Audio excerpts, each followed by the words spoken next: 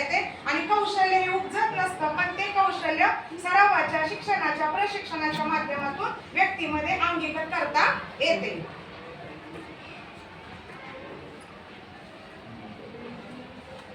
अध्ययन निष्पत्ती म्हणजे काय हे पण आपण पाहिलेलं आहे. Learning outcomes.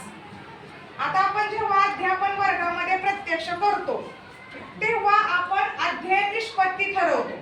आधी अध्यापनाची उद्दिष्टे आपण ठरवतो. पाठांतर काढत असताना आपण तो टॉपिक लिहितो आणि त्याच्या पुढे उद्दिष्ट असतात, तर ती उद्दिष्टे आपण लिहित असतो.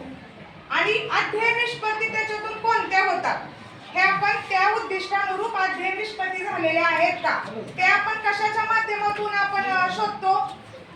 मूल्यांकनाच्या माध्यमातून. म्हणजे विद्यार्थ्यांना तो टॉपिक शिकवल्यानंतर तो कितपत समजलेला आहे, उद्दिष्टे साध्य झालेले आहेत का हे तपासण्यासाठी